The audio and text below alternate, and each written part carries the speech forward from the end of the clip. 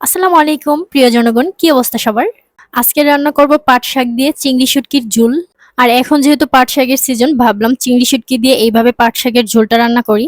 আর আমি এই রান্নাটা খেয়েছিলাম প্রথম আমার এক পরিচিত চট্টগ্রামের আপুর কাছ থেকে। চট্টগ্রামের মানুষ নাকি এইভাবে চিংড়ি শুটকি দিয়ে পাট শাকের ঝোল রান্না করে থাকে।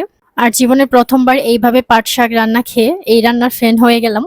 আর এমনিতে তুলনামূলকভাবে মাছ মাংস থেকে শুটকি দিয়ে কোনো কিছু রান্না করলে আমার ওই খাবারটা খেতে একটু বেশি ভালো লাগে। পাট শাক দিয়ে চিংড়ি শুটকির ঝোল রান্না করার জন্য প্রথমে একটা কড়াইতে পর্যাপ্ত পরিমাণ তেল দিয়ে দিলাম পেঁয়াজ রসুন। পেঁয়াজ রসুনটা অল্প পরিমাণ সটে করে নিয়েছিলাম, তারপরে দিয়ে দিলাম চিংড়ি শুটকি।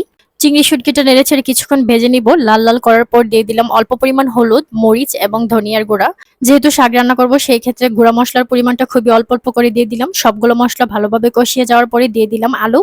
তারপর আলুটা সিদ্ধ হওয়ার জন্য দিয়ে দিলাম পর্যাপ্ত পরিমাণ পানি। পানি দিয়ে ৩ মিনিটের জন্য ঢেকে রেখে দিয়েছিলাম। আলুটা ভালোভাবে সিদ্ধ হয়ে যাওয়ার পরে সবশেষে দিয়ে দিয়েছিলাম পাট শাক। আর পাট শাকটা সবার শেষে দেওয়ার কারণ হচ্ছে পাট শাকটা যদি আমি প্রথমে দিতাম তাহলে শাকের কালারটা নষ্ট হয়ে যেত।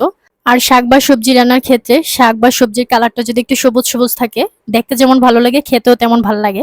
যার জন্য পাট শাকটা সবার শেষে দিয়ে দিয়েছিলাম। আর পাট শাকটা সবুজ থাকার কারণে রান্নার কালারটা দেখেন জাস্ট ওয়াও হয়েছিল, তবে খেতেও কিন্তু দুর্দান্ত। আর পাট শাকের সিজনে এই রেসিপিটা একবার এইভাবে রান্না করে খেলে কমপক্ষে ৩ থেকে ৪ বার এই রেসিপিটা রান্না করে খাবেন।